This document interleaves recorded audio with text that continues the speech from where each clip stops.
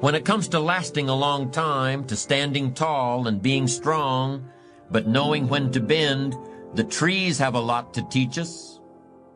I don't know if you have ever had first-hand experience of the tremendous destructive power of tropical force storms. I've experienced a hurricane and had a chance to witness close-up and personal what a combination of wind and water can do to everything that stands in its path. The rain fell so long and hard that it completely soaked the ground and loosened the roots of even the tallest trees.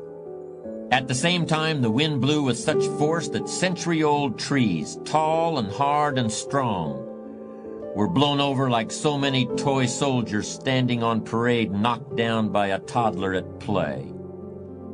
However, the enormous willows, some standing tall as a house and covering what would be an entire lot in some parts of the city, lithe and flexible, and bending and bowing gracefully to the slightest breeze or to the mightiest gust, weathered the heavy blows of the storm. They were almost the only large objects left standing after the air had cleared. Not only were tall trees and power poles and seawalls crushed by the storm, houses built to stand up under normal circumstances collapsed and their roofs were carried off in one piece and blown clear into the next county. Everything that tried to oppose the storm's fury was damaged or destroyed. Everything that gave way, that was strong yet flexible, survived. Maybe some of you remember playing the game of scissors, stone, and paper when you were kids. You know, make a fist and count to 3. At 3, put out a flat hand, paper, 2 fingers, scissors, or keep the fist, stone. In the game, scissors cut paper, paper covers stone, and stone breaks scissors. Whoever put out the winning object got a point. The best strategy was not to stick to one thing. You had to try and guess what your opponent would offer, and turn your fist into the thing that would defeat your opponent's scissors, stone, or paper. This game teaches a child to think about the nature of materials, how something can be strong or appropriate in one situation and yet be the wrong tool, a losing proposition in another. It also teaches a child to vary his approach, to be flexible, so that his opponent can't anticipate what he's going to do, and recognize that even as you are trying to outsmart the other guy is also trying to outsmart you. It remains to be seen how the great changes we are seeing right now in our own day, the laptop computer, and the rise of the internet, the prospect of scheduled flights on the space shuttle, and the falling away of international boundaries to trade, the rise of nations in the Pacific Rim, and the apparent decline of the old European powers, it remains to be seen how these changes will affect our own lives and the lives of our children. You see, the nature of change is such that these things which today look so large and important may turn out to be mere flashes in the historical pan. There may be something else we haven't even thought about. It could be something as obscure as a population explosion among virus-resistant rabbits in Australia. That will be the key element in global changes we can neither anticipate nor even imagine. Let me point out another important distinction between character and charisma. You may have noticed it already. In both its definition and its derivation, character doesn't refer to other people. It doesn't refer to having power over other people or getting other people to follow you or gaining favor with other people. Character is something that you have and that you are.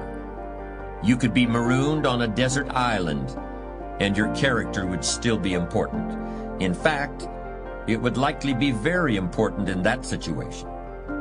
But charisma wouldn't do you any good at all. Charisma requires the presence of others, while character is all about you. Character is the person you are after you've chiseled and chiseled, and have gotten past all the unnecessary material to what's underneath.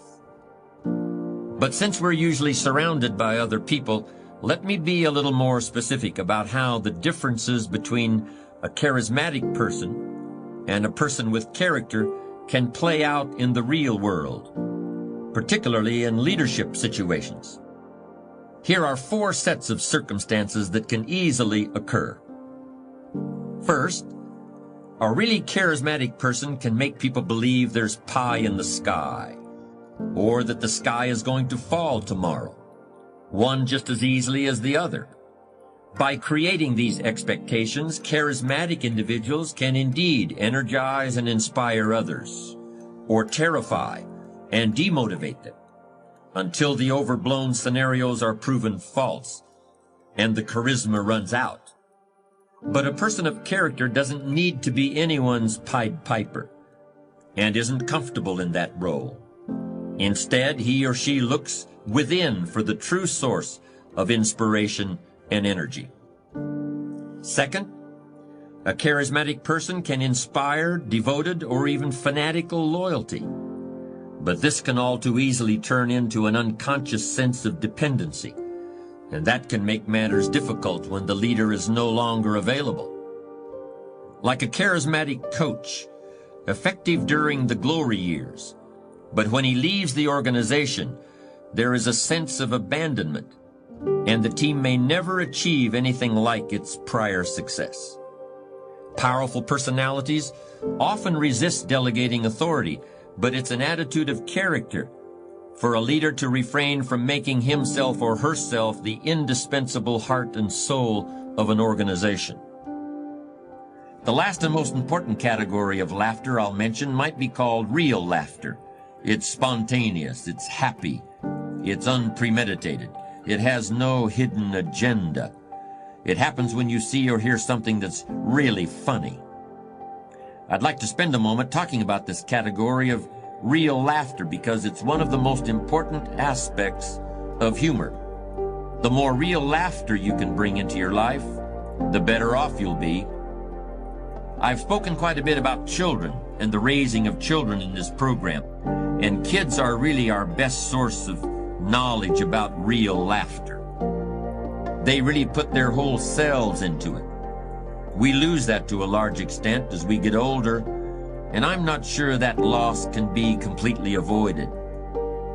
For example, think about someone, one of your own kids, a neighbor or a niece or nephew that you've watched grow up. Whatever interest this person pursues today, it's likely that he or she was a budding artist in the early years. Crayons, markers, and pads of paper are standard issue in most households with young kids. And those kids draw big, beautiful pictures with all sorts of colors and patterns. At that age, there are no rules about keeping inside the lines and using certain colors for certain objects. Those pictures that grace refrigerators across the country are examples of artistic genius. Then when kids grow to about 5 or 6 years old, their drawings change. They begin drawing stick figures standing next to houses that consist of a triangle on top of a square. Kids this age are still just as proud of their drawings and actually see them as a big advance over the ones they'd done as babies. And they are more advanced in some ways, but they're also less free.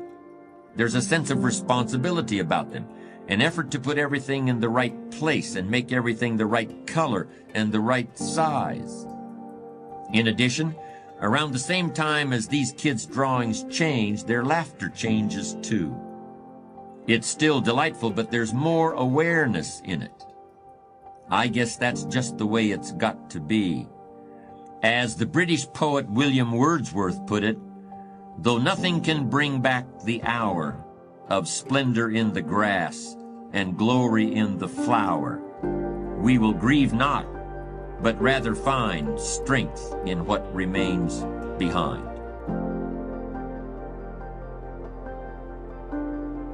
I think that the people that are discovering how to unleash their greatness are people who have the mental resiliency and the courage to face failure that you will fail your way to greatness.